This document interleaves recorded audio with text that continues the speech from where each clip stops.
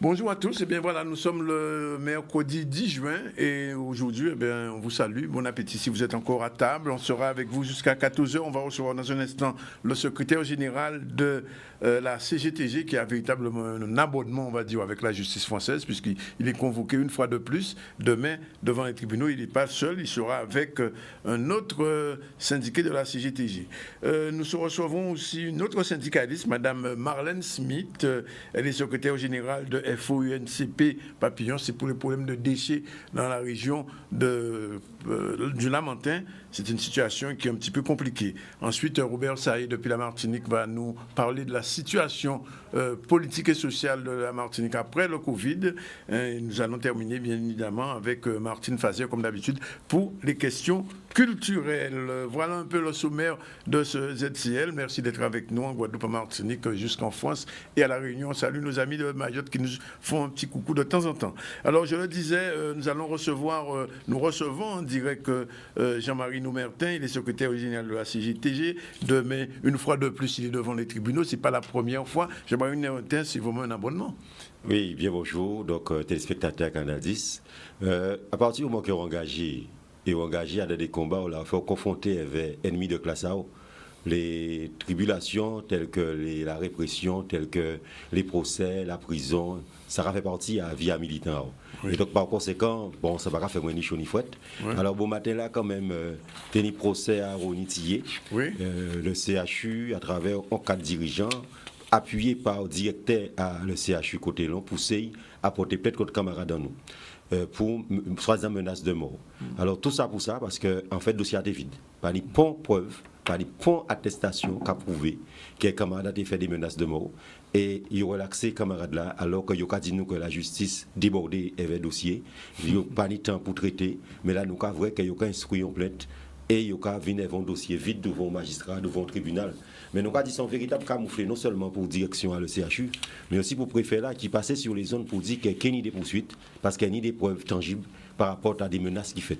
Ouais. Donc nous avons bien dit que, alors qu'il y a prendre nous, qu'il y a une séparation des pouvoirs entre les politiques et le pouvoir judiciaire, et nous ferons pendant grève à juillet à septembre au CHU.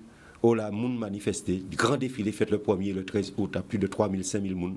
Eh bien, nous avons seule réponse qui était ni pour par rapport à mouvement là, ça, c'est la répression contre un dirigeant syndical, alors que les dirigeants le CHU incapables de soigner moun convenablement, incapables de mettre les moyens en œuvre pour que moun soigne moun convenablement.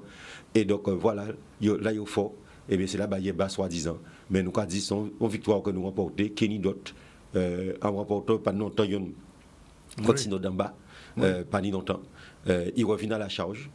Faut savoir que le procès à vendredi, c'est un procès que nous attendons parce que fait dit nous qu'à gêner si c'est le terme esclavagiste, si c'est le terme noir ou les deux, parce qu'il y a à la fois les deux, pas ni d'autres si ça, et il y a qu'à répéter ça encore. Pour preuve, le 27 mai qui est passé là. L'année passée, il licenciait les camarades parce qu'ils n'ont pas vu travailler le 27 mai, parce qu'ils n'ont pas signé un registre contre l'esclavage pour dire qu'ils étaient absents. Ouais. Là, il a eu fiche de paye et il marqué absent le 27 mai alors que son jour férié a été payé. Alors, qui est esclavagiste à partir de d'en-bas? Qui est qui nègre à partir de d'en-bas, à moins qu'ils sont mounsi, ils nous ont des rois, des blancs. Donc, mais ça qui est important, c'est que l'affaire là, c'est pour passer le 14 février. T'es ni grève à les avocats. Et il revoyait au mois de mars. Mais le 14 février, 24 mars, mais le 14 février, il y a une démonstration qui est faite. Comme il y a grève à les avocats, nous pas appelé à la mobilisation.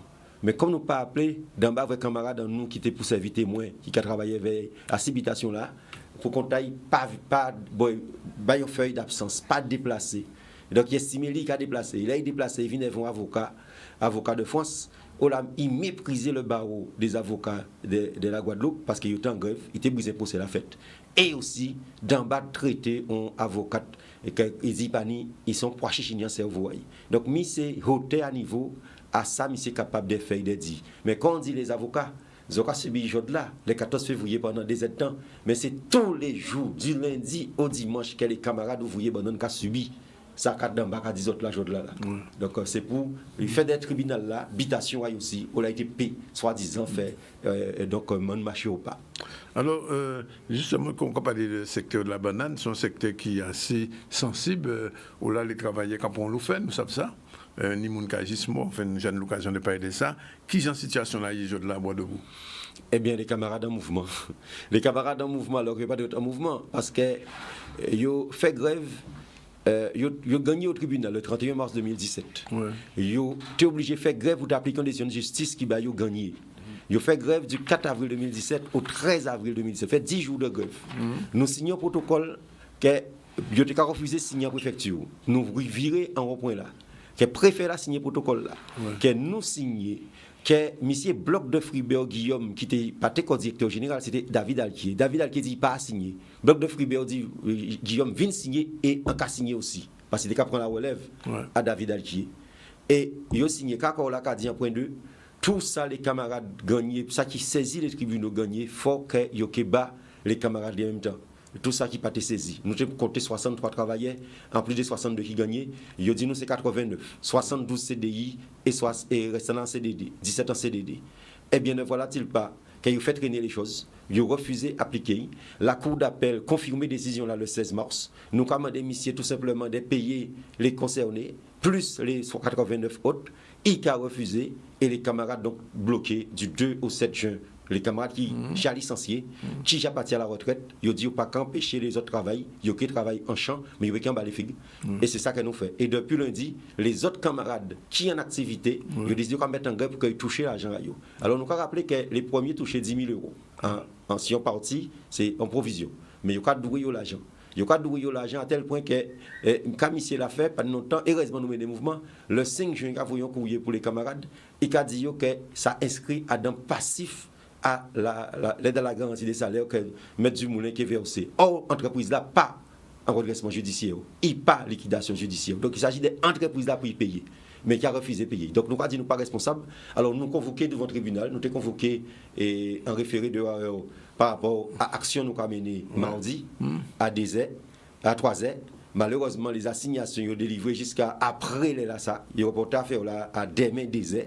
Demain des airs, la CGTG et les camarades concernés et convoqués, nous qui aillent, nous passons qui décision que pour le moment, nous avons dit nous fait le choix d'attaquer directement bois debout. Nous pas sur la voie publique. Mais si jamais ils disent nous faisons nous libérer les lieux, nous ne pouvons pas répondre à rien. Ça qui est fait bel en pays là, nous ne pouvons pas admettre qu'il y ait une décision de justice. Oh là, pendant plus de 50 ans, ils voulaient travailler.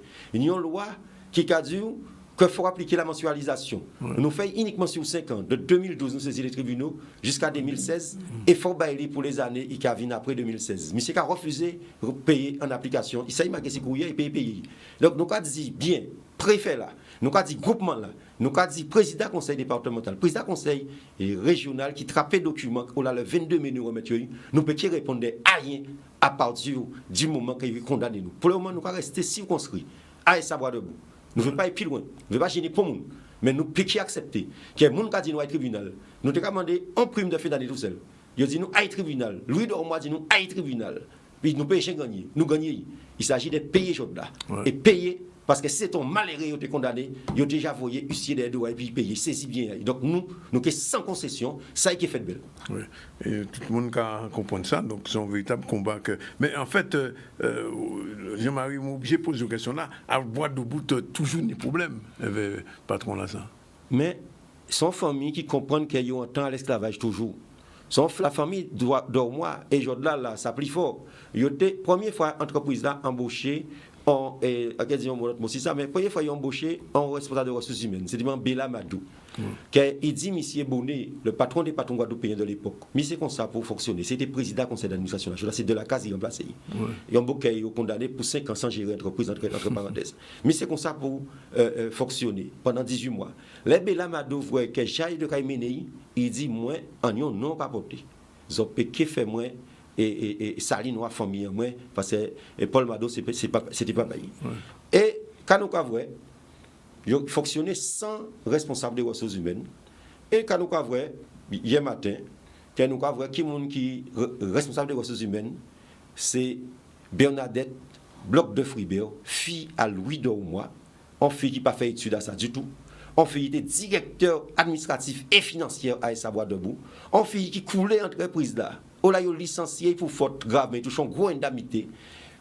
Frère, et directeur général à l'entreprise là, Jean-Luc Dormois, il fait faute grave, il dit, il mal géré, il a un gros l'argent. Il dit, monsieur Alquier, qui fait faute grave, qui coule l'entreprise là, il a un gros indemnité. Et les travailleurs à présent, ils ont soleil, la prise d'éclair, l'orage, il y a 1100 €. Donc, il y a un état d'esprit tout simplement, comment que yo, casse colonial à yo, lèche blanc à yo, chouval à yo, fouette à yo. Donc, les camarades qui là, ils ont déterminé, ils n'ont pas dans le long. Le plus fort là, c'est que, il ne faut pas nous perdre. Là, Savoir debout fait venir des syndicats d'entreprise là pour te couler la CGTG, la CFDT, la CFTC. La CFDT ni un représentant syndical. Eh bien, le représentant syndical a demandé qu'il touche l'argent là ça parce qu'il dit, le Banque de Fribert, ou te dit si vous gagnez, vous pouvez payer nous toutes. Donc, il fait en sorte de faire syndicaliste rentrer, soi-disant, en faveur de eux qu'ils ont acheté, mais il y a aussi un mouvement. Et en question, un élément qui est important. En cas d'interroger, ils ont fait un grand débat avec monsieur le dimanche sur Guadeloupe Première, interroger monsieur Marcias. Monsieur Marcias, c'était le seul journaliste qui vient dans le procès à Savoir debout par rapport à droit de retrait, droit d'alerte. Le procès là, fait le 1er juillet. Il durait des 9h des midi du matin, il finit à 6h du soir. Il y a 10 avocats, dont un de la Martinique, qui viennent porter force pour nous, de Guadeloupe et de Martinique. Le collectif Roland Islin élargi. Eh bien, c'était les seuls là. Il prend un numéro en moins. Il dit, mais qu'est-ce criez moi pour nous faire un point si tout ça qui a passé à Bois-Debout pour nous faire une émission, si ça. Et il a interrogé le délégué syndical à Bois-Debout pendant 3 ans dans le local là, à syndicat là, M. Albert Kokoye.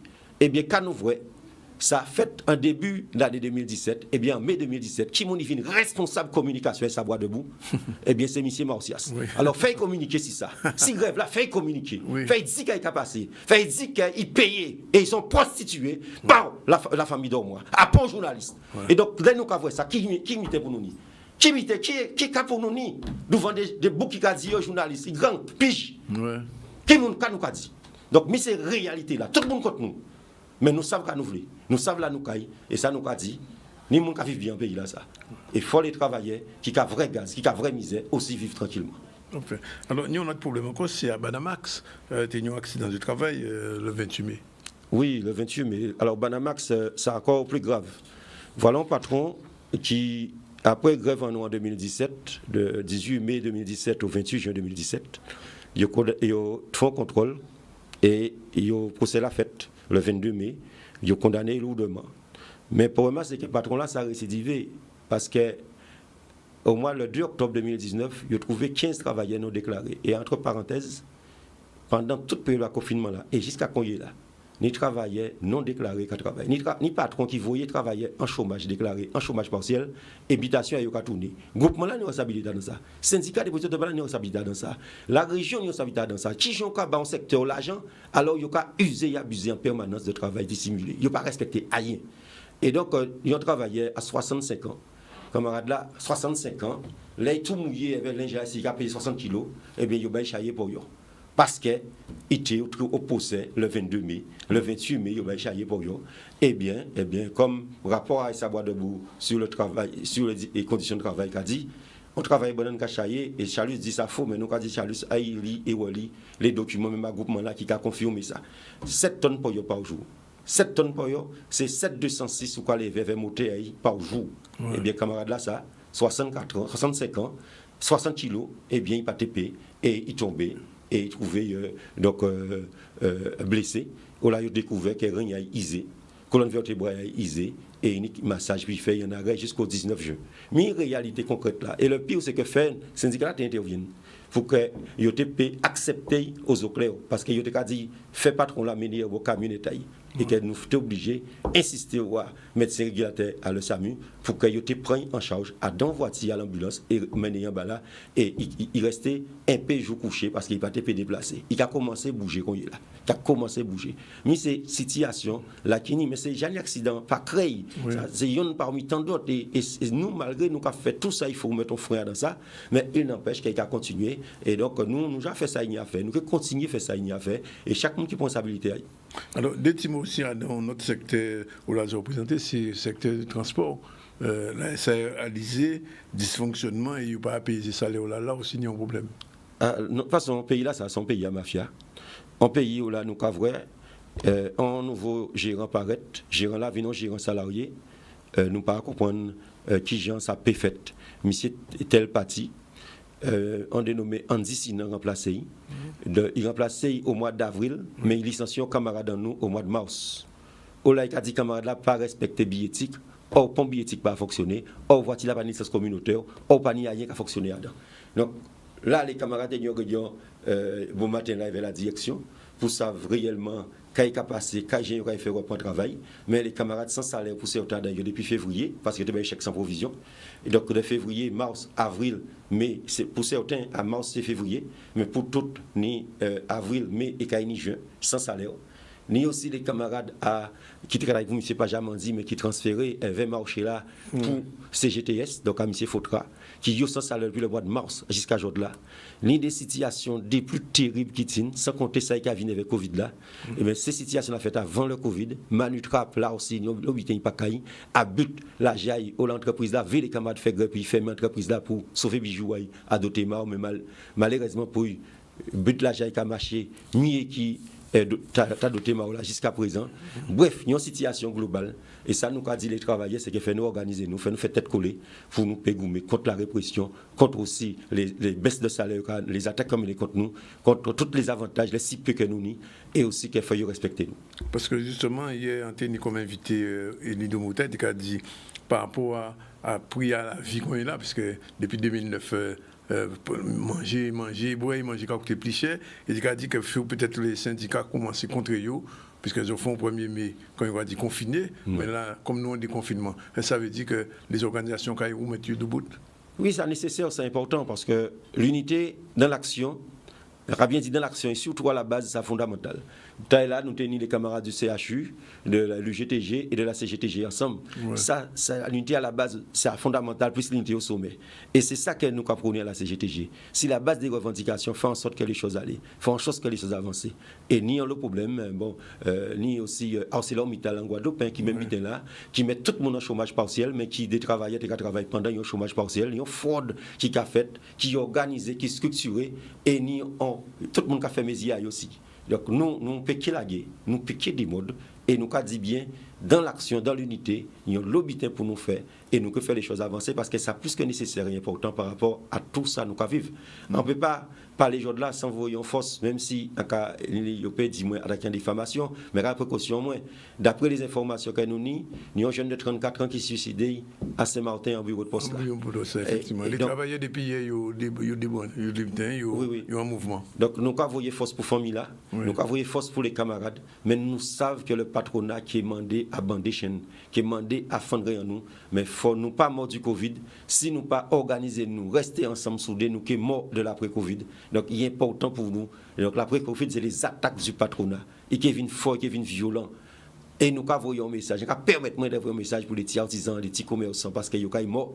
Fait rejoindre les combats, aller travailler, mais pas devant nous. À côté de nous, derrière nous, mais pas devant nous, parce que nous avons dit bien, nous ne pouvons pas accepter que les gens soient mortifiés. Ils ont annoncé 17 000, dans le cas de ce système-là, 17 000 entreprises qui ont écoulé. Ouais. C'est ça qu'ils ont annoncé. Mais ça veut dire que l'année prochaine, les petits gens qui ont fait la formation dans les entreprises et à l'école, ils ont payé une entreprise. Donc ça veut dire qu'ils ont payé à l'école. Tout pendant nous avons des gens qui ont dit à l'école, on est plein de moustiques. À l'école, donc la dengue a développé, à l'école, pas ni de l'eau, à l'école, ni sargasse, à l'école, pas ni organisation. Mais concrètement, en réalité, nous avons déjà du mal avant Covid là, à placer des jeunes pour trouver une entreprise pour et donc assurer formation à eux dans la partie pratique. Mais là, ça devient encore plus grave, voire compliqué. Et nous pouvons faire face à ça. Donc il s'agit de faire une réflexion, organiser nous pour que tous ces problèmes-là ne soient pas posés. Monsieur, nous avons dit merci. Nous avons rappelé que c'est demain, à partir de 10h. 10h, oui, Bastère. Et puis Vidal Bastère. Oui, pour Bois de Boue. on communique à l'IGTG. Et ça, c'est pour Bois debout. Mais nous, c'est vendredi. À 8h du matin. Oui. Tout ce maintenant, tu es dans l'évidence. Depuis mardi jusqu'à vendredi. Vendredi. Oui, abonné avec vous, mais ça n'a pas fait peur. Ça n'a pas fait peur. Qui a qui a arrêté l'évidité. Mais il ne faut pas nous penser que ces messieurs qui prennent le dessus sur nous. Il faut nous continuer à goumer. Le Covid n'a pas tué nous. Fait-nous continuer à goumer plus que jamais. Donc, le vendredi. Jeudi 11, les camarades à Bois debout convoqués pour entrave de la liberté du travail. Donc c'est à 10h à Bastet. Et le vendredi à 8h du matin à Bastet, c'est qui procès en moins diffamation par rapport à Tino Damba et donc qui dit qu'il a traité d'esclavagisme noir. Ok. Mais aussi les vignerons. Et nous allons dire merci Kembe. 12h56, nous avons un petit campo et nous allons retrouver nous tout à l'heure pour nous souvent. Notre syndicaliste, c'est Marlène Smith, secrétaire général à FO, UNCP. Il y a aussi un problème. Nous allons parler de ça dans un petit moment. Restez avec nous.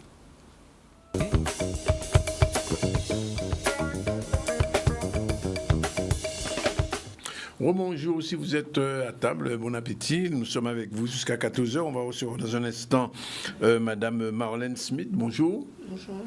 Elle est secrétaire générale de FO UNCP du Papillon. Et M. Frédéric Epiminondas, lui aussi, du même syndicat. On va parler de problèmes des ordures ménagères, de leur ramassage. Ça cause quelques problèmes. Mais avant, on va partir tout de suite en Martinique. On va recevoir Robert Saï. Robert Saï, bonjour. Bien, merci d'être avec nous un petit moment pour parler de Martinique. Alors, depuis le Covid Martinique, quelle est la situation là actuellement? Eh bien, pour le moment, on a commencé à régler parce que le Martinique fait preuve de très très grande discipline pour la plupart et ils respectent les consignes et on commence à sortir. J'ai commencé à faire un embouteillage dans les autoroutes. Ah bon? Mais nous faisons, oui, un embouteillage. Ouais, bon, évidemment, tous les acteurs socio-économiques qui ont la boucle à crier qu'il y a exigé, qu'il y a une faillite. D'une part parce que les annonces que le gouvernement français a, ni en l'eau fait, ni en l'eau difficulté à donner, c'est pour ne pas arriver rempli, par des conditions pour toucher des points. Et puis d'autre part, parce que comme l'économie pays a même très désorganisée, enfin c'est un pays colonisé, tout ça, il a tout fait encore plus d'interruption des activités qui étaient faites. Ceci dit, ça c'est l'économie officielle là, si vous voulez. Mais quand après 2009, depuis confinement, épidémie finie, c'est pour nous mettre qu'on travail, qui a fait jardin, qui a fait tout ça qui tenait à faire. Et globalement, ensemble, peuple là bien apporté Christa, sauf que, nous avons gros problème dans les affaires de l'eau. Il y a des milliers de monde qui passent à de l'eau, alors que nous sommes en période de crise sanitaire, il y a des gens qui lavent le meilleur. Et ça pour des cancans entre les sociétés, et surtout parce que dans le métier de l'INO, c'est accepté que vous fait un bus passer à sous 80 mètres longueur à sous taille et qui peut alimenter tout le monde. Mais ça en passe d'être résolu. Mais ça c'est pour un plan économique là. Ouais. Mais alors, ni un problème qui posait en Guadeloupe, parce que si posait même gens là, Martinique, c'est problème à rentrer l'école, puisque il y a des gens en Guadeloupe qui ont rentré l'école en septembre. En finale de compte, préfet là, directeur, qui nous inspecteur, recteur là, tout ça fait gauche, assis les professeurs et les principaux à la collège, qui fait depuis des 3 jours, des 3 petits gens qui à l'école, mais après on véritable rentrée. Alors, qu'est-ce qui s'est passé Martinique? Alors, c'est même problématique là parce que ni 32 mai à 34 qui dit pas qu'à ouvrir l'école jusqu'à la rentrée de septembre parce qu'il n'y a pas en ici de mettre en route ces conditions de sanitaire. Là, il y a faut que les 15 petits mamans pas en classe, mais il n'y a pas qu'à multiplier par 2 le nombre de l'école alors que j'ai appartenu assez pour nous travailler sérieux. Absolument. Là, il faut que vous mettez masquant, gel hydroélectronique. Ces budgets, ces établissements et le mairie n'a pas qu'à permettre que vous fassiez ces bagages là. Donc, il a décidé que c'est en septembre.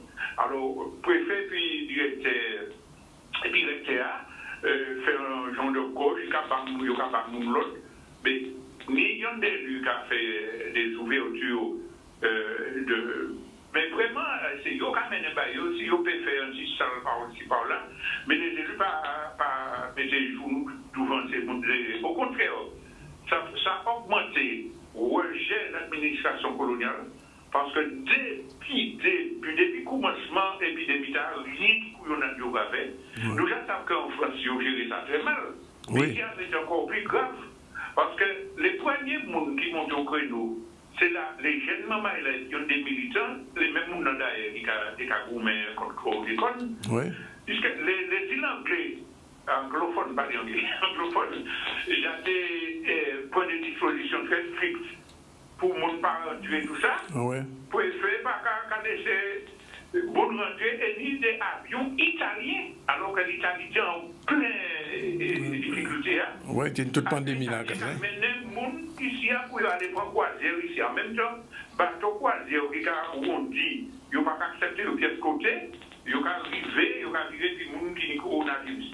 Alors, c'est les jeunes mamans là qui étaient montés, qui étaient barrés comme touristes, qui étaient barrés, qui étaient fait des actions très responsables pour aller vite, qui fait que les autorités étaient obligées de commencer à prendre des dispositions. Mais malgré ça, ils étaient tout à fait irresponsables, puisque on est par exemple directeur de l'ARS qui a fini la télé pour dire qu'ils ont fait masque. C'est une bêtise, regardez-moi, ils n'ont pas de masque, et ça c'est le monde qui a dit ça, ils ne connaissent rien. Et puis après ça, tout le monde reconnaît que fallait tenir masque. Les coupurières martiniquaises, comment c'est les associations, comment c'est fait. Ils ont montré de la télé, ils sont formidables, et puis ils ont distribué les masques. Et bien, c'est ça qui contient l'économie, donc c'est tout, et pandémie, c'est tout le peuple là qui tient des. Et puis finalement, laissez vous dire qu'il faut qu'il y ait des masques. Ils ont fini de dire, il faut des normes, il ne faut pas dire que n'importe qui fasse des masques, évidemment, personne ne va respecter ça. Et si le peuple n'a pas été mobilisé, si le peuple n'a pas fait des actions de solidarité dans les quartiers, nous ne pouvons jamais voir ça en Martinique, quand nous voyons ça pendant les périodes là, mon cas porter et manger, quand les gens isolés, associations, en fait, vraiment, c'est une mobilisation de solidarité très très forte pour aider les gens qui battent ça manger. Le l'État français pas envoyer les gendarmes l'armée pour porter et manger ou bien faire enquête. C'est pour aller mon et puis la primogène et devant le centre commercial. Il y a trouvé, mais là, c'est les peuples là qui règlent les problèmes là. Alors tout ça pour dire, pour moi pas trop long, que c'est mobilisation peuple martiniquais qui fait que nous sommes dans une situation qui n'est pas tragique. Alors, dernier point que regardez, c'est dans le contexte de ça, l'élection qui a été faite le 28 Martinique aussi. Oui, mais cette commune qui faut continuer Méa. Donc, bon, ça a préparé petit à petit, ça n'a pas fait grand bruit, par exemple, si c'est mon entrée mobilisé en ça. Mais ça a fait ni des débats à la télé, pas ni meetings, quand tu penses que pas ni meetings. Non. Mais bon, ça a passé au premier tour là, et puis c'est pas là. C'est pas un grand enjeu. Ça n'a pas vraiment mobilisé le peuple là. D'accord. Ben Robert, merci de tes paroles là faire ouvert avec nous. Mais en radio ça, peut-être semaine prochaine nous crier pour nous parler uniquement des problèmes sociaux là, c'est-à-dire après Covid là, qui genre la Martinique a été ouverte, puisque en Guadeloupe, je dit combien de milliers d'entreprises qui peuvent être fermées. En France, je vais parler de 1 million de chômeurs. Ça petit point qui genre Martinique, ils ont debout après éviter ça. Nous qui parlons de ça, et nous qui parlons aussi de politique là, parce que oui, bien sûr. Depuis dans Martinique, ces peuples-là disent pas qu'à dans les gouvernements encore et ni détention très vite. Même si nous qui parlons de ça. Juste un petit mot. Est-ce qu'il y a déjà un boulonné cherché? Aïe. Toutes les gens qui étaient condamnés, ces mamans-là, comment c'est fait crabe ou bien au café? Parce que ça vient de faire un cursus international. Je dis encore, peut-être Christophe Colomb. Ah bon? Ah oui. Ah bon? Ah oui, ils sont partis pour le mal même alors, voilà. La Belgique, officiellement, dit qu'il a tiré les statuts de... Léopold, oui. Au savent que Bristol, il a capoté les statuts. Mais c'est un bail qui... Mais même ça, même à dans le débat que nous tenions les mardis premières, ils ont posé la question, est-ce qu'il y a une mettre ça chercher? Il dit, bon, problème n'a pas posé, il y aurait une commission, et puis tout le monde, les jeunes, les historiens, pour voir qui ça nous a fait concernant les laveries et puis les statuts en pays. Merci, Robert. Et à la semaine prochaine, pas de problème. À la semaine prochaine, merci un peu. Il est 1h14 et nous pas quitter le domaine des revendications puisque depuis quelques jours, nous tendons à lamenter qu'il est aussi le président de la CNBT par rapport aux ordures ménagères. Il y avait un gros problème. Les syndicats ont réagi. C'est la raison pour laquelle aujourd'hui nous recevons Mme Marlène Smith, secrétaire générale de FO UNCP Papillon et de M. Frédéric Papinondas avec eux. On va faire le point. Alors, où en est le problème aujourd'hui, Mme Smith? Écoutez, on est en stand-by. Les salariés n'ont toujours pas été repris, n'ont pas été transférés. Ils n'ont pas été transférés. Ils n'ont pas été transférés. Alors, donc, ils ont pris d'autres personnes pour travailler. Oui. Donc, c'est sûr que les salariés, ils sont restés dans l'attente, ils sont restés très calmes. Mais ça ne veut pas dire qu'ils ne vont pas... Combien de salariés sont concernés? Ils sont 8. 8 quand même? Alors, oui, ils sont 8. Le problème, c'est qu'ils veulent transférer que 6, alors qu'il y en a 2 autres qui sont sur la mini-benne de Pointe-Noire, mini-benne qui est obligatoire dans le marché, et ils ne veulent pas reprendre ces 2 salariés sous prétexte que la convention stipule que s'ils n'ont pas 9 mois. Oui. Ces salariés ont travaillé en juillet 2019 avec une coupure de mois, sauf que quand ils ont été embauchés, c'est parce c'était à la suite de salariés qui étaient en CDI, qui n'étaient plus sur le marché. Donc, il fallait bien faire le travail. Donc, il fallait embaucher ces personnes. Donc, aujourd'hui, on ne comprend pas pourquoi. Pourquoi ça dérange qu'il faudra, enfin, je ne sais pas, que ces 2 autres salariés travaillent. C'est ça qu'on ne comprend pas. Alors, il y a une question quand même que je tenais à vous poser. Pourquoi il y a autant de problèmes pour la collecte des ordures dans la CNBT?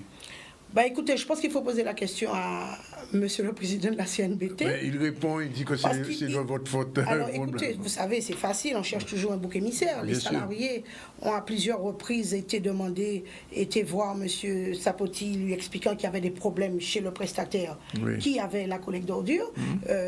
Monsieur Sapoti a fait la sourde oreille pendant des années, donc nous sommes étonnés de constater qu'il puisse parler aujourd'hui. Alors est-ce qu'il a des intérêts dans les sociétés? Nous, on est obligé de se poser la question, peut-être qu'il est actionnaire et on n'est pas au courant, parce qu'il n'a pas le droit déjà d'interférer dans l'histoire de transfert. Donc on ne comprend pas comment il puisse intervenir, et d'autant plus qu'il puisse accuser les salariés. Parce qu'il dit qu'il dénonce les pratiques des syndicats. Ah ben justement, quand il dit il dénonce les pratiques, ça nous fait rire. Parce que quand les prestataires ou le prestataire avait des problèmes, c'est quand même le syndicat qui est allé pour lui dire, Monsieur Sapoti, vous lui devez tant de millions, il faut le payer. Oui. Parce que vous lui dites qu'il ne répare pas, qu'il ne fait pas ci, qu'il ne fait pas ça. Donc à aujourd'hui, le système mafieux, c'est qui ne paie pas les entreprises sur le territoire? Si vous ne payez pas, vous savez très bien que vous allez à la faillite, au conflit social et au manquement, justement, des marchés des CCTP que les prestataires signent. Donc, aujourd'hui, on est étonné de ce comportement, alors qu'il n'a pas fait ce qu'il fallait pendant des années. Oui. Alors, ça veut dire quoi? Ça veut dire qu'aujourd'hui, les ordures ne peuvent pas être collectées. À partir de, on ne sait pas quand, je ne vais pas le dire, mais les salariés vont rester dans leurs droits. Le transfert a été mal fait, donc ils vont faire ce qu'il faut, ils attendent la procédure, et voilà. Sauf que, l'année dernière, les salariés sont allés le voir pour lui dire qu'ils ne veulent pas retourner avec la logistique du prestataire qui était là à l'époque. Vous savez... Si on a ce problème, c'est parce qu'on constate que derrière, c'est toujours les mêmes qui sont là. Et les salariés vous disent qu'il n'y a aucune sécurité. On a fait des droits de retrait sur des camions. Il y a eu plein de choses. On se permet de redonner à un prestataire. Aujourd'hui, il n'a pas les camions. Les camions sont en panne. Donc, il ne faut surtout pas dire que ce sont les salariés. Alors, j'entends qu'ils ont jeté. Alors, au moment où ils disent que les salariés ont jeté, je vous assure que les salariés étaient à côté de la mairie de Pointe-Noire ce jour-là. Ils envoient un SMS, ils envoient un mail à la CNBT disant qu'on les a empêchés de travailler, alors qu'on est debout à Pointe-Noire. Donc, je veux bien, mais je crois qu'aujourd'hui, les gens de la CNBT, en tous les cas, les administrés, les citoyens, les habitants de la CNBT savent que depuis des années, il y a des problèmes de collecte d'ordures. Je me tourne vers Frédéric Papinondas, justement. La situation est compliquée en ce moment-là. La situation est très compliquée, mais j'ai envie de dire, heureusement que le syndicat est venu sur le ramassage d'ordures ménagères parce qu'il y avait de graves manquements par rapport à ce problème. Aujourd'hui, les salariés sont au courant de leurs droits. Ils savent comment aller sur Internet pour aller connaître la convention collective. C'est tout à fait normal qu'ils gagnent leurs droits. Je ne vois pas où est le souci de ce problème. Et ils sont en position de retrait à ce moment. Je ne pas dire en position de retrait, ils sont en position d'attente. Ils sont en position d'attente par rapport à leurs droits. Ce n'est pas normal que le prestataire vienne sans avoir un courrier, sans respecter les droits constitutionnels, les procédures, et venir faire une procédure illégale, tout simplement. Parce que les gens de la CNBT, enfin je vais parler des citoyens, ils sont embêtés. Parce que pour l'instant, les ordures s'accumulent, il n'y a rien à l'horizon. Personne ne peut prendre de décision.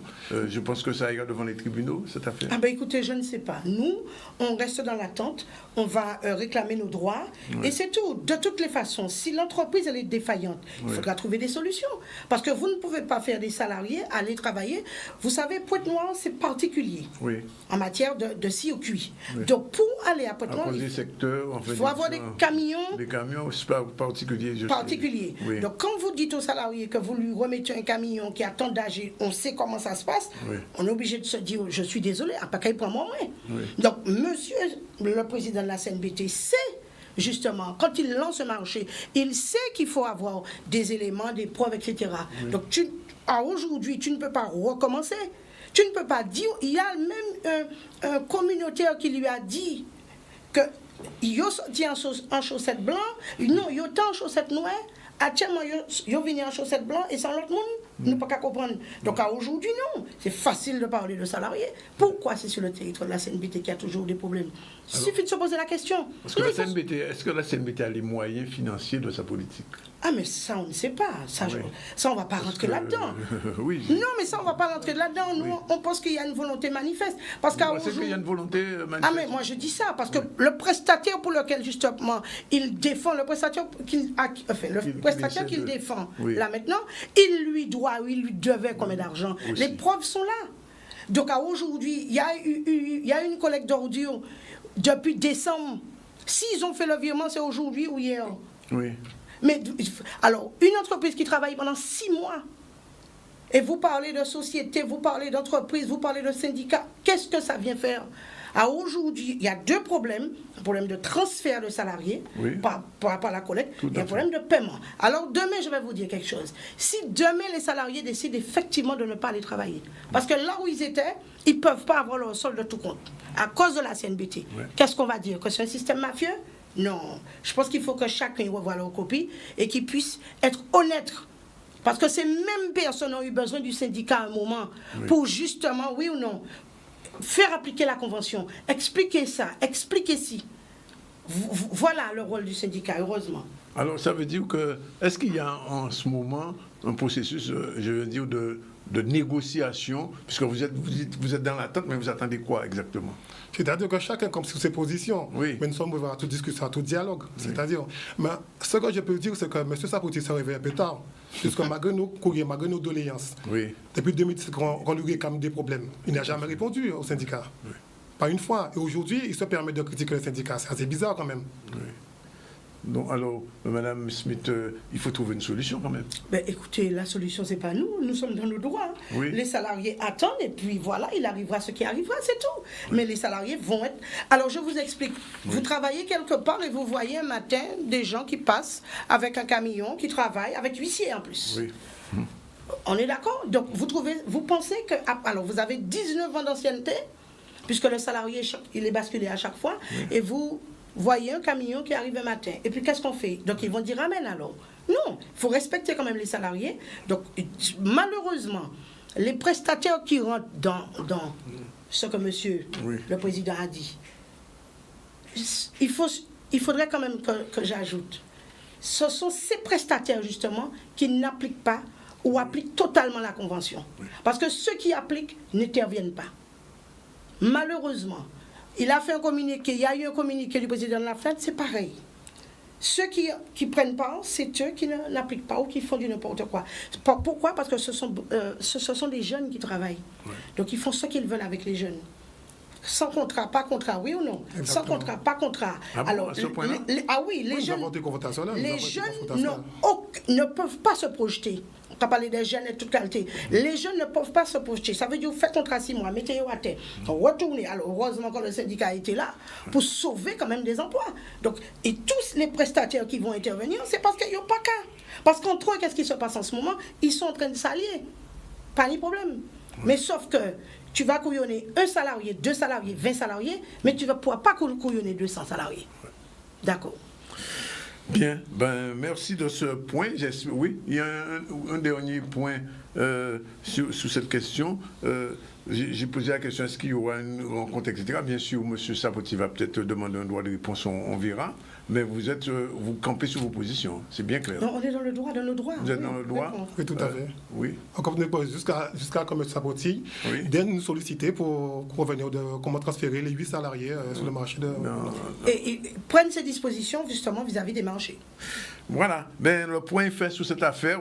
Si Saboti veut répondre, pas de problème, on a l'occasion. Mais de toute façon, ce qu'on souhaite, c'est que cette question-là soit résolue pour les salariés et aussi surtout que la collecte des ordures ménagères dans cette région-là se fasse de façon tout à fait normale. Dès 13h25, on prend la première pause publicitaire, la seconde pause publicitaire et on se retrouve tout à l'heure pour parler de la conférence de presse qui a eu hier sur le tourisme avec, c'était à la CCI. On va en parler, on vous parlera aussi de l'hommage à Floyd, c'était à Pointe-à-Pitre et à Bastille. À tout de suite.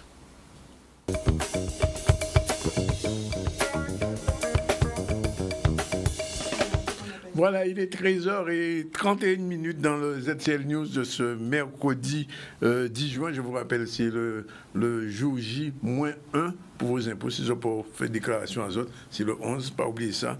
Comment il s'appelle? Émile nous avait dit ça. Bonjour Martine. Bonjour Danick. Tout va bien? Ça va, je te Bon, remercie. ça va bien en forme.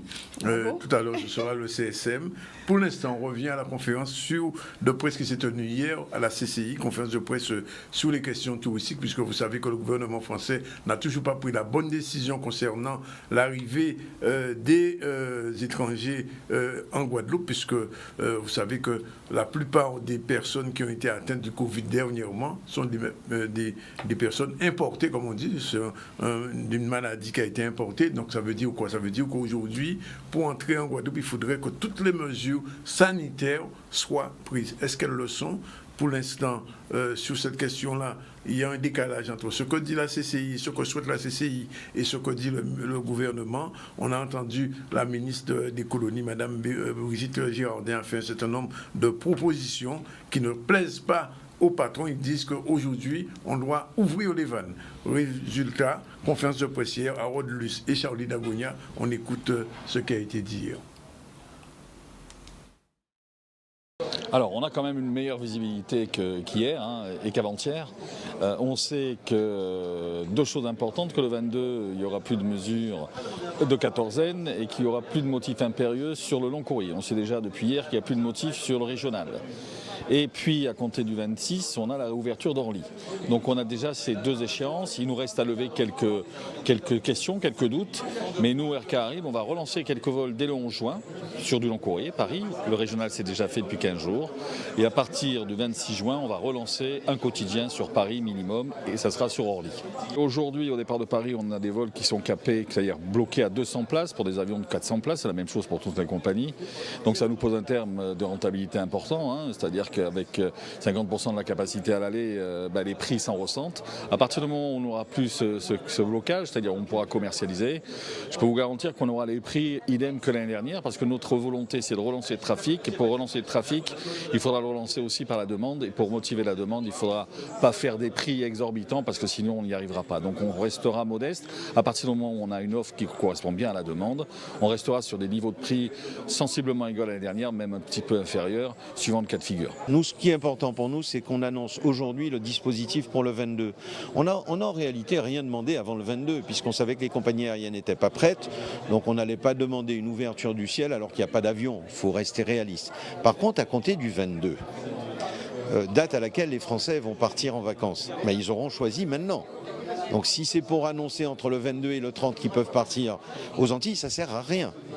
Donc à partir de maintenant, on souhaite que le chef de l'État Premier ministre ou la ministre de l'Outre-mer puisse dire aux Français, comme l'avait dit le Premier ministre lors de la deuxième phase du déconfinement, les Français pourront partir en France et en Outre-mer, donc puissent réserver leurs vacances dès demain. Et je sais qu'il y en a quelques milliers qui attendent cette information sûre en leur disant « vous n'avez plus les motifs impérieux ». C'est essentiel, parce qu'autrement vous ne pouvez pas partir, puisque le tourisme n'est pas un motif impérieux. Et deuxièmement, si vous faites un test au départ, vous n'avez pas de quatorzaine, et donc vous irez librement dans les hôtels, dans les gîtes, dans les villas, chez vos amis, où vous souhaitez aller. Et par contre, ceux qui ne feront pas de test seront soumis à la quatorzaine. J'ai senti, c'est vrai, une inquiétude majeure du préfet, qui peut-être, je vais me permettre de dire, rejoint celle de Domota en la circonstance, qui fait qu'on devrait freiner au maximum le nombre de touristes. Je peux comprendre cette inquiétude. Simplement, je dis aux Guadeloupéens la chose suivante. À ne vouloir prendre aucun risque, on va prendre le risque maximal. Il y a beaucoup de familles qui vivent finalement de ces touristes, qui attendent que les touristes viennent. Ils ont des emprunts, ils ont finalement besoin de travailler. Il y a plein de salariés qui attendent ça. Et ces salariés, ils sont à risque. Donc je crains que si on continuait à vouloir finalement freiner les arrivées des touristes, la conséquence pour tous ceux qui dépendent du tourisme, c'est-à-dire tous ceux qui y travaillent, c'est qu'au final, eux par contre, ils vont perdre leur emploi.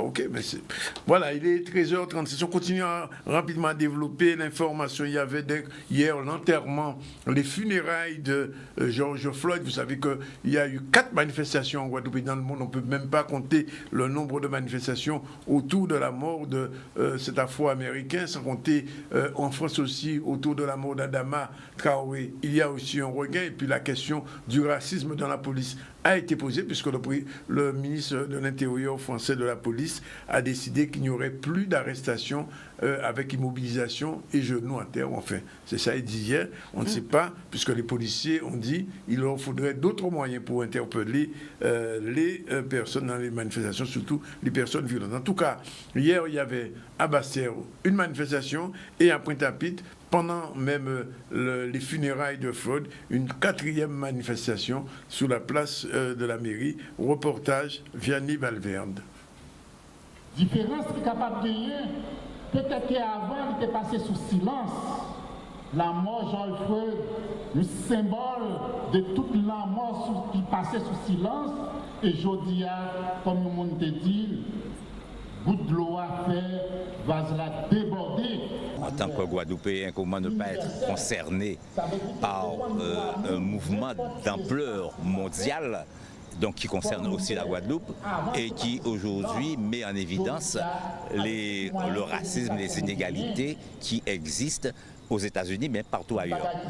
Mais aussi et surtout parce que dans la Caraïbe, dans la région où nous sommes, nous avons un parcours à peu près identique, un parcours historique avec les Américains, puisque nous sommes tous les fruits d'un modèle qui est celui de l'esclavage, et avec ce qu'il y a aujourd'hui de résurgence de ce modèle esclavagiste. Et à ce titre, le CORICA, dès le départ de l'assassinat de George Floyd le 25, dès le 28, nous avons fait un communiqué et dans lequel on avait eu cette formule en disant le racisme, c'est le cancer des sociétés américaines et c'est le cancer de nombreuses sociétés modernes.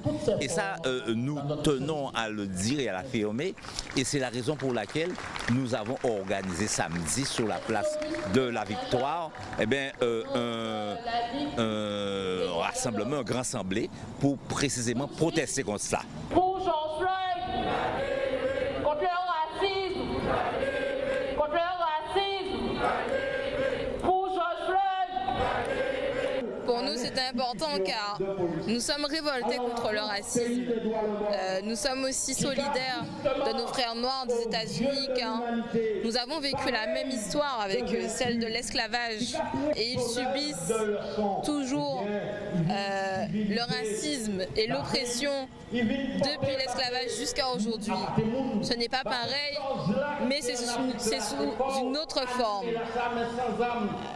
Ils se font tuer tous les jours par les policiers racistes. Et ça, c'est révoltant. Et nous devons nous battre contre le racisme, mais aussi contre le système capitaliste. Car c'est ce système, en fait, qui perpétue le racisme. Ils peuvent payer les travailleurs noirs moins bien que les travailleurs blancs pour le même salaire. Du coup, ils font plus de profit. Et ça, c'est pas normal. Voilà, c'était donc des images de la manifestation qui s'est tenue à Pointe-à-Pitre et dans un communiqué qu'on va envoyer, dit que la mobilisation continue. Nous verrons sous quelle forme. Il est 13h40. On va tout de suite retrouver le CSM. CSM, c'est Martine Fazer, chaque mercredi qui fait le point sur l'actualité culturelle. Générique, c'est parti. Le soleil levé le matin, dans le ciel là, que tous les oiseaux augustent parce qu'ils ont content. Moi, quand m'était comme ma prière, la vérité. Voilà, Martine, bonjour. Salut Danick, comment ça va? Ben, jusqu'ici, tout va bien. Jusqu'ici, tout va bien. C'est comme ce type qui tombe d'un immeuble et qui en reconnaît.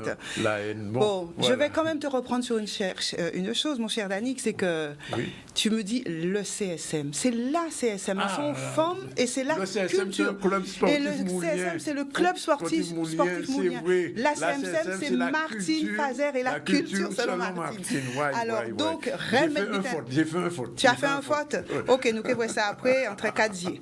Bon, en tout cas, bien bonjour tout le monde, bien bonjour à la population Guadeloupe, bien bonjour donc aux auditeurs de RHT, de C10, et bien sûr... la nouvelle coiffure de Martine aussi. Et bien sûr, on va parler de ma coiffure après. Et bien sûr, le ZCL News, donc à tous les spectateurs et donc de mes quelques fans, enfin en tout cas les quelques personnes qui me suivent.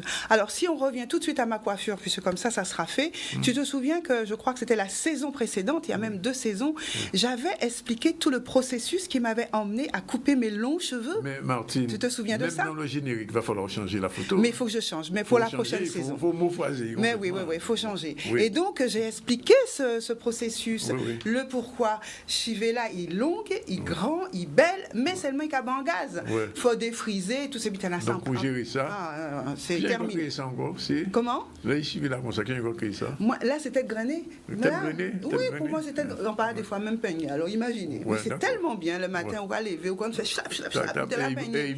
Et bon. Si vous l'huile coco. Ouais, quand même. L'huile d'avocat. Ouais. Ou carapate. Un qui s'en mettre en suivant moi, on va faire pont d'autres buts. Regardez, les belles. Pas bien friser, défriser. Ah, pas bien, là, là. Coiffer, pas connaître. Donc, on va mettre coiffer en chômage, là. Oui, mais ni d'autres qui cassent la veille. Donc, et moi, qui a fait moun qui artisan, qui a fait au travail. On fait au travail, c'est pas plus mal. Là, tout ça, c'est pas plus mal. Bien sûr. Bon, en tout cas, aujourd'hui, de quoi je vais vous parler? On a toujours ce problème de la culture. Alors, le sommaire va être bref. Il y a quand même 2, 3 petits sujets, à part, bien sûr, un petit agenda très court. Mais le pays commence à se relever. On parlait tout à l'heure en off de tourisme. Je crois que c'est un vrai sujet d'actualité sur lequel il va falloir se positionner parce qu'effectivement, il y a des positionnements à prendre. Est-ce qu'on laisse, entre guillemets, rentrer le Covid à nouveau ou est-ce que nous allons laisser toute population à la mort parce qu'il ne peut pas travailler? C'est une question à se poser. Le problème de l'économie... C'est une question qui est à l'ordre du jour. Qui est à l'ordre du jour. On n'a pas trouvé la bonne solution. Je ne vais pas en débattre. Ce n'est pas mon sujet. Mais ceci étant dit, ça fait quand même partie du questionnement puisqu'on a un secteur qui est extrêmement touché, la culture, l'événementiel, un secteur qui est en train de mourir, asphyxié. Et si on ne fait rien, effectivement, c'est pas, comme tu disais tout à l'heure, de chômeurs qu'il y aura en plus en Guadeloupe. Il y a déjà près d'1 millier d'entreprises qui ont des difficultés à réouvrir réellement et qui n'ont pas eu de trésorerie. Et disons, le tourisme, ça peut être près de 10 000 personnes qui travaillent directement et indirectement un peu plus. Donc si l'activité touristique ne démarre pas dans de bonnes conditions en Guadeloupe, le Covid pas que 10 000 personnes, il n'y a que 14 personnes en Guadeloupe, mais qui est un paquet au niveau salarié. Voilà. Ça va tomber. Les dommages collatéraux. Oui. Alors, comme je te disais, la culture donc, est un peu en berne, mais il y a quand même énormément de personnes donc, dans ce secteur-là qui essayent de bouger, qui essayent de réinventer, d'être inventifs. Alors, donc, on a quelques pistes. Pour commencer ce CSM, je vais bien sûr faire un éphéméride court pour vous redonner les bonnes habitudes et l'envie donc de continuer à se battre. Nous sommes le 61e jour de la... C'est pas possible, ça. on ne peut pas être le 61e jour de l'année, j'ai fait une erreur. Bon, bref, il reste que 205 jours. Mais non, c'est pas possible, c'est simplement j'ai eu un bug dans mon... Mais oui, mais bien évidemment, mais à culpa, mais non. 60 et 90, non. Absolument, non, je pense que j'ai fait un bug, mais c'est pas grave, tu en as bien fait un tout à l'heure. Oui. Bref, il reste 205 jours jusqu'avant le 31 décembre et que Madame Noël revienne vous voir. Et nous fêtons les Dianes. Donc, je voulais faire un petit coucou et un petit bisou à ma Diane, elle se reconnaîtra, et aux Féliciens également, c'est leur fête. Alors, Danick, on parle beaucoup en ce moment de racisme, en tout cas de lutte contre le racisme, et on vient d'en reparler au travers donc de cet homme qui a été maltraité, violenté par un policier blanc, assassiné aux États-Unis, et puis on reparle de Adama aussi. Donc ça, ce sont les histoires, le côté, on va dire, très très sombre du racisme, mais il y a aussi de belles histoires qui méritent d'être contées, et parfois les histoires d'amour. Sais-tu ce qu'est un couple domino ? Un couple domino, c'est un couple de nègres et de blancs. Et ben voilà. Dans les deux sens. Hein. Dans les deux sens, dans les deux sens. Moi, j'ai envie de vous parler parce que je crois que pour nous redonner de l'espoir, il faut aussi parler de belles choses et de vous donner l'espoir par rapport à cette histoire qui est celle d'un couple domino. On va d'emblée et en amont fêter célébrer une fête qui se tient le 12 juin normalement, qui est ce qu'on appelle je vais vous dire tout à l'heure, c'est le Loving Day. Le Loving Day, qu'est-ce que c'est ? Loving. Oui, l'amour, le jour de l'amour. Le jour de l'amour. Et je vous propose que nous adoptions ce jour. Pourquoi ? Eh bien parce qu'il y a deux personnes qui ont un jour décidé qu'ils s'aimaient et qu'ils allaient se marier, vivre ensemble. Et donc, ce nom vient de leur histoire, enfin de leur nom de famille. Ils ont osé s'embrasser, s'aimer. C'était dans les Amériques ségrégationnistes des années 60. Et elle, Mildred Jeter, elle était noire, descendante d'esclaves et d'Amérindiens, et lui, Richard Irving Loving, il est blanc, ils sont amis d'enfance et amoureux, et ils se marient en 1958 dans l'État de Virginie, alors que les unions mixtes y sont interdites, comme dans beaucoup d'autres États américains à cette époque. Ils se sont mariés et à la douceur de la noce, eh bien, qu'est-ce qui se fait ? La violence de l'arrestation. Un jour, le shérif débarque chez eux à 2h du matin et donc ils sont jugés et contraints de soit quitter l'État ou soit avoir tous les deux 1 an de prison ferme. Ils décident de quitter cet État dans lequel ils sont nés et ils rentrent et ils s'installent ailleurs pendant un quart de siècle. Mais un jour, donc, cette jeune femme, Mildred, elle se dit, c'est pas possible, il faut qu'elle retourne dans son pays natal, là où elle est née, là où elle a toute sa jeunesse, et elle décide d'écrire donc à un avocat. Et cet avocat prend cette affaire très au sérieux et décide de les accompagner pour leur permettre de retourner dans leurs droits. Et surtout, cet avocat, eh bien, cette affaire est médiatisée à un point tel qu'il devient un jugement historique qui a fait date et qui a fait un film qui porte le même nom, Loving, un film qui est sorti, je crois, en 2016. Et qui a permis de connaître l'histoire de ces deux êtres qui se sont aimés jusqu'à leur mort, qui ont eu 3 enfants, qui ont fondé une famille, la première famille mixte des États-Unis, alors qu'à cette époque-là, donc c'était interdit, voire jugé et voire comme étant un crime que de se marier à quelqu'un d'une autre couleur et surtout à une noire afrodescendante. Donc le 12 juin, c'est le jour où ils ont été en fait la Loving Day pour les couples mixtes, et en fait cette fête ça serait bien qu'on l'adopte parce qu'en fait savoir qu'il y a un jour dans l'année où on s'aime tout simplement, spécialisé à l'amour. Aux États-Unis, ils ont lié cette fête à l'amour de couples mixtes, justement parce que c'était effectivement pour eux une manière de célébrer cette victoire qui était une victoire difficile, haut la main. Il a fallu des mois et des mois de bataille, voire des années, et que des avocats croient à cette histoire pour aider ce couple à se libérer enfin de du joug de l'Amérique ségrégationniste et raciste. D'accord. Voilà, donc le Loving Day, c'est le 12 juin. Donc si vous aimez au monde, eh ben je vous laisse ça. Bye beau, bye tout ça. Vous ne voulez pas attendre la Saint-Valentin. Hein. Saint-Valentin, donc c'est le 9 juin. Le 12 juin. Le 12 juin. Oui, je suis obligée d'en parler maintenant parce que le 12 juin, je ne serai pas sur la... Le 12 juin, Loving Day. Le 12 juin, Loving Day, d'accord. Donc en mémoire de ce monsieur qui s'appelait d'ailleurs Monsieur Loving, et donc de Mildred et Richard Loving, qui ont été les premiers à permettre que l'Amérique se libère de ce racisme entre les êtres. Oui, il doit libérer, en tout cas. Non, mais au moins ça a permis de faire un pas. C'est un geste, on va dire. C'est un geste qui a été fait, et cette femme et cet homme ont lutté longtemps contre cela. Et se sont battus, et toute leur vie a été consacrée à cette lutte. D'ailleurs, ils avaient écrit à Robert Kennedy à l'époque pour lui demander d'intervenir dans cette histoire. Donc voilà un petit peu cette histoire. Vous pouvez retrouver leur histoire très facilement, parce qu'il y a ce film qui a été consacré et d'autres choses encore. Alors, qu'avais-je à vous dire? Je vous ai dit qu'il y avait peu de choses en termes d'agenda, mais il y a quand même quelques petits rendez-vous que je souhaite vous donner. Nous allons continuer avec un rendez-vous auquel vous avez l'habitude maintenant avec moi. C'est celui de l'Archipel. L'Archipel qui nous donne rendez-vous régulièrement pour un petit causer à Cazes. Donc, la culture vient à vous, chez vous, avec des invités.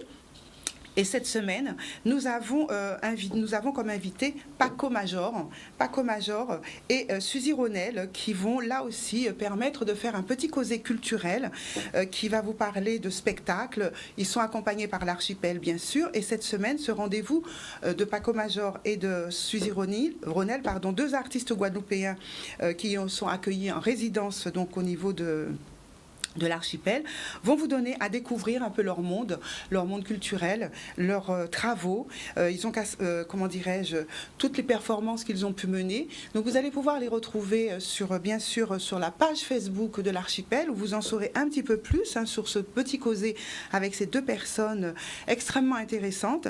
Et puis peut-être aussi revenir sur l'ensemble des autres petits causés que l'Archipel nous a proposés tout au long de cette pandémie et de cette confination. C'est un nouveau mot, tiens, confination. Confination. Donc, c'est ni confination, ni déconfination. Oui, c'est ça. D'accord. Confination, un cas adopté. Ouais. Donc, qui a lieu, et je crois que c'est la 10e, c'est pas le 10e rendez-vous, ça doit être pour une autre date. Je suis encore un peu confinée. Hein. Ouais. Bref, donc, rendez-vous sur la page Facebook de l'Archipel pour revivre ce petit causé avec Suzy Ronel et Paco Major. Ces artistes guadeloupéens. Nous poursuivons donc notre rencontre cette fois-ci toujours avec la bibliothèque départementale de Guadeloupe, comme les autres bibliothèques n'ont toujours pas réouvert. J'en avais déjà parlé. Ils vont prolonger leur offre, ça tu le sais, leur offre numérique, en laissant la médiathèque ouverte au plus large, au plus grand. Donc pendant toute cette période de confinement, vous avez pu bénéficier des services de cette bibliothèque départementale de Guadeloupe. Elle continue à vous offrir gracieusement donc la consultation de toute sa bibliothèque, de tout ce qui est numérique, livres, disques, etc. Et donc vous allez pouvoir vous connecter tout simplement sur la page de l'AMECA, donc la bibliothèque départementale, pour pouvoir poursuivre cette offre extrêmement riche sur l'histoire de la Caraïbe, notre histoire, mais également sur bien d'autres secteurs encore. Donc, vous inscrire, c'est sur la page directement, c'est guadeloupe.mediathèque.fr, et je vous mettrai, c'est promis, sur ma page Facebook ou également tous les liens. Je continue toujours dans le livre, avec cette fois-ci pour les petits, comme à chaque fois depuis plusieurs semaines, l'heure du conte. L'heure du conte qui nous est proposée par la ville de Sainte-Anne. C'est le 10e épisode de l'heure du conte qui est proposé par le pôle animation. Et là, ce rendez-vous, vous le retrouverez sur la page Facebook parce que ça y est, l'heure du conte avait lieu ce matin à 10h. Donc, nous y arriverons. C'est trop tôt pour cette photo-là. Rendez-vous donc sur la page Facebook de la ville dès maintenant pour l'histoire... Compère citronnier, ses fruits sont si juteux, si beaux, si brillants, ils deviennent tellement vanité que Compère macaque et ses amis décident de lui donner une bonne leçon. Attention, attention. L'auteur, c'est Christelle Apatou.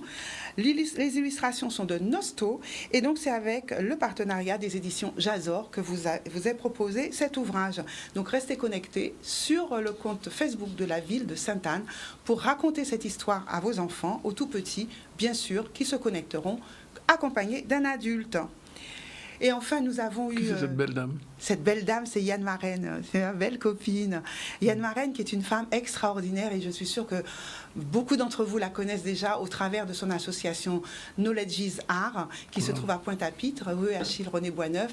Et Yann est une comédienne, et elle a porté un travail formidable sur la voix, sur le placement de la voix, sur le son, sur la théâtralisation. Et aujourd'hui, pour nous accompagner. Elle fait des ateliers depuis des années en Guadeloupe avec ce travail de découverte et de pose de la voix, de respiration qu'elle propose. Eh bien, Yann, dans le cadre d'un programme qu'elle a nommé Vacances apprenantes, nous propose donc de venir du côté de Knowledge's Art pour des lectures théâtralisées. Alors, en quoi ça consiste? C'est vraiment de découvrir bien sûr le livre, mais d'aller au-delà. Ces ateliers artistiques vont réinventer depuis la pandémie donc une manière de se recréer au travers du livre. Et puis, ça permet de transmettre, ça permet, comment dirais-je, de se positionner, ça permet de découvrir, ça permet comment dirais-je, de réinventer également le monde qui nous entoure. Et en partant du texte de forme simple, la lecture théâtralisée propose une interprétation à la fois visuelle, sonore, spatiale, donc de la lecture. Alors, elle nous propose des ateliers qui vont vous permettre de découvrir par la voix et de redécouvrir l'espace dans lequel vous êtes. Et ce type de lecture et de texte donc, est ouvert à tous, aux plus grands comme aux plus petits. Donc pour cela, il vous suffira de vous connecter sur le site de Knowledge's Art. J'ai toujours un peu de mal à le dire. Et donc de vous connecter sur ce site. Je vous mettrai le lien pour pouvoir vous inscrire et pouvoir participer à ces ateliers de lecture théâtralisée. Vous lisez, mais vous mettez aussi en scène, et ça vous permet de sortir de vous-même, n'est-ce pas? Au cas où tu es là, donc, pause, et voilà, tu te laisses aller à la découverte. Donc voilà pour Knowledge's Art. J'aurai l'occasion, je pense, de vous en reparler. Et puis, avant de vous parler de ce dernier rendez-vous, je voulais juste vous dire que la semaine dernière, je vous avais proposé d'aller à la rencontre de Joël Ferly dans un atelier là aussi qui s'appelait Masquerade. J'ai testé pour vous. J'y suis allée samedi dernier et c'était vraiment très intéressant, passionnant. Elle vous permet de détricoter, d'aller chercher au fin fond de vous-même la manière dont vous avez interprété cette pandémie, votre confinement, cette confination, au travers donc de petits tests, de petites paroles, d'une petite vidéo. C'est tout simplement génial. Donc si vous avez un peu de temps, inscrivez-vous sur le site de Joël Ferly ou sur Hello Asso et inscrivez-vous à cet atelier. C'est très simple, mais c'est vraiment incroyable ce qu'une artiste est capable de vous permettre de sortir de vous-même pour vous permettre de voir comment vous avez vécu ce moment-là au travers des mots que vous allez, de votre interprétation, mais également des mots que vous allez sortir. Moi, j'ai vécu ça avec beaucoup de plaisir et j'en redemande. Donc vraiment, allez-y, les yeux fermés, c'est un vrai petit moment de bonheur à partager. Et enfin, la petite affiche qui est là, eh bien figurez-vous que, comme on parlait tout à l'heure de cette difficulté que nous avons à créer de l'événement, quelques-uns d'entre nous qui sont créateurs d'événements, qui sont organisateurs, ont eu l'idée de faire ce premier concert drive-in. Et ce premier concert drive-in se fera le 21 juin dans le cadre de la fête de la musique sur le parking du Vélodrome avec plein d'artistes. Il y aura Fred Dehaye, Dominique Coco. Et donc, tu es dans ta voiture, mais tu assistes à un concert. C'est bien, non? On le faisait déjà pour le cinéma, c'est vrai. Mais là, c'est la première. On les félicite pour cette idée et j'espère qu'ils auront beaucoup de personnes qui viendront mais ce sera payant assister. Ou gratuit? Alors, ça sera payant parce que c'est pour donner un petit coup de pouce aux artistes. Donc, vous pourrez acheter vos tickets sur le nouveau Kimroll. C'est un site de vente de billets, mais en tout cas, je vous donnerai les liens pour pouvoir acheter votre billet. Merci Martine. Je rappelle très rapidement que nous avons reçu ce matin Jean-Marie Noumertin, secrétaire général de la CGTG, avec 2 procès. Un demain à Basse-Terre à partir de 14h et vendredi, un autre toujours à Basse-Terre, ce sera à 8h. Nous avons reçu aussi la secrétaire générale du syndicat FO UNCP Papillon. Je vais parler de Madame Marlène Smith qui parlait un peu de la question du ramassage des ordures, de la collecte des ordures ménagères au Lamentin et dans la CNBT. C'est très compliqué en ce moment-là. Robert Saï, depuis Fort-de-France, nous a fait un petit point sur la situation épidémiologique aussi en Martinique. Là aussi, la pandémie recule, mais les gens demeurent très véatifs. Et puis, je rectifie, on a eu Martine Fazer pour la CSM, la culture selon Martine. Martine ne l'a pas dit, mais je vous le dis, le 22, ce sera l'ouverture des cinémas. On aura l'occasion d'y revenir en sachant que le Rex n'existe plus. Et puis, il y a eu la conférence CCI sur le tourisme et l'hommage à Floyd. C'était à Basse-Terre et à Pointe-à-Pitre. La réalisation était assurée par Zébris et la logistique par Naïla. Voilà, on se retrouve demain à partir de 12h30 pour une nouvelle édition du ZCL que vous aimez de plus en plus et c'est tant mieux, nous vous remercions d'être aussi fidèles. Ciao, bye bye, à demain.